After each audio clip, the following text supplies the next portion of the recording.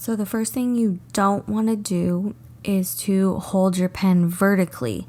This will definitely ruin your tip. If you can see, it's being jostled in all different directions. And also, as you can see, you're not getting the thin upstrokes and the thick downstroke consistency because you're angling your pen completely vertical. It's being used like a paintbrush pretty much.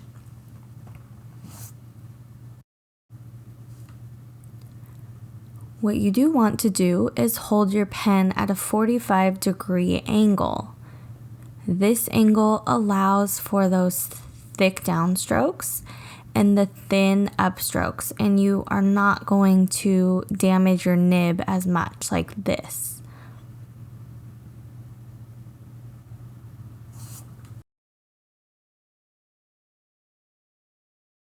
Now, although it may seem like with all the Instagram videos that you see that calligraphers and hand lettering artists are writing really fast, it's obviously an illusion, and at least for me, I'm not actually writing that fast. I usually speed my videos up about 8 times. So what you don't want to do is to write fast. What you do want to do is really slow down and accentuate the upstrokes, which are thin, and the thick downstrokes. This will really help your calligraphy letters stand out.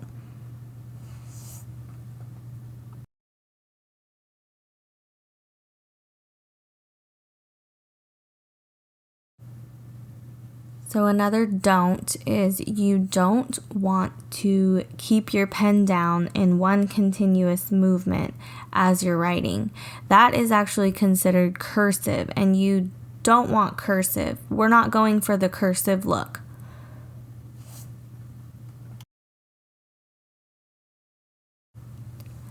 What you do want to do is to pick up your pen in between each stroke. So I'm going slow and I am picking up my pen after each stroke. It's not just one continuous motion as I'm writing. And I'm moving my hand so I can show you guys every time I pick up my hand. And this helps to get those nice thick downstrokes and the thin upstrokes.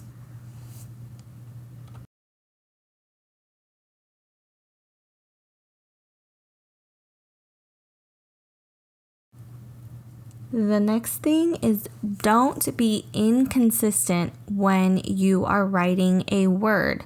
So as you can see, I'm writing the letters in all different sizes.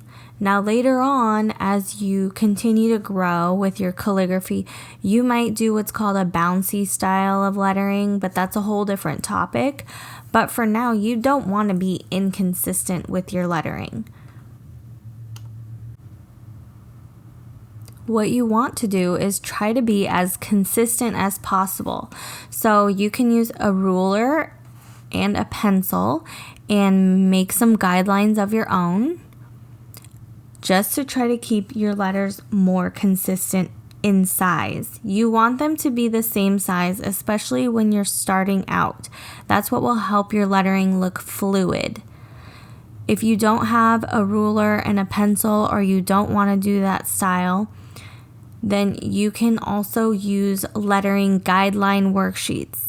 I have these for free in my free calligraphy basics course.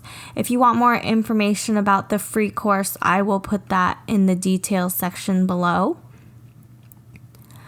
So as you can see, I'm trying to keep my letters very consistent in their size. I'm only going to the top line for the taller letters, and then I'm trying to basically count how many dots I was using to keep the letters the same height.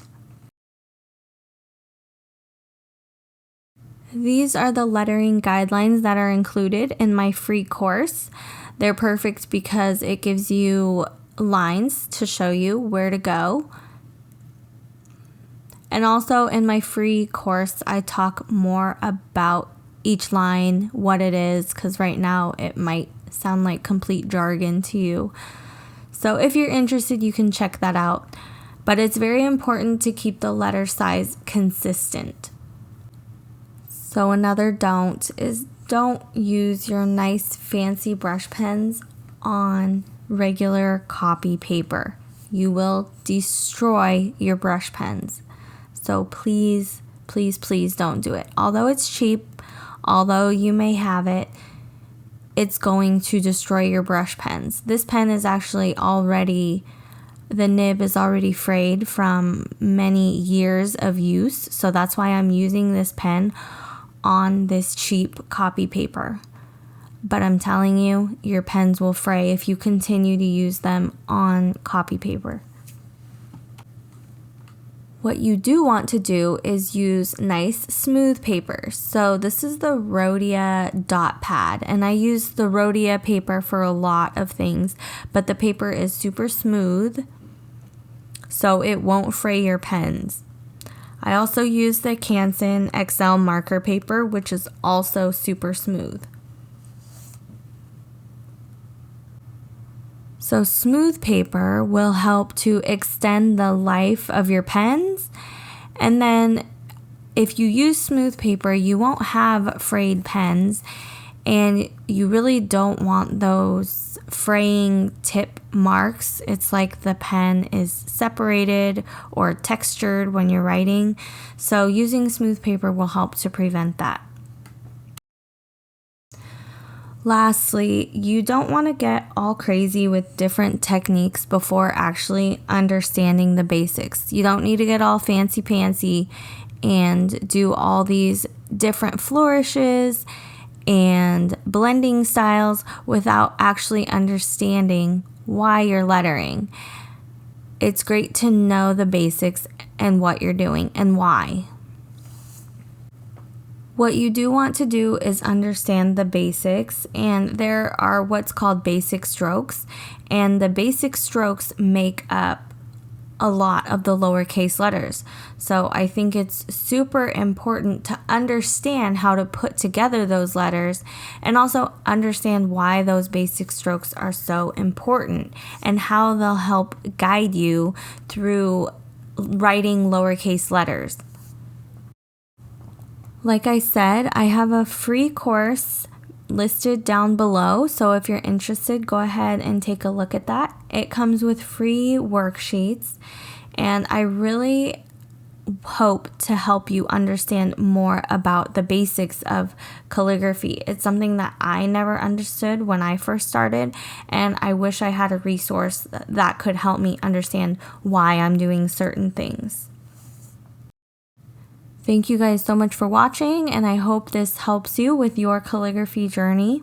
If you have any questions, please let me know down below and I will get back to you.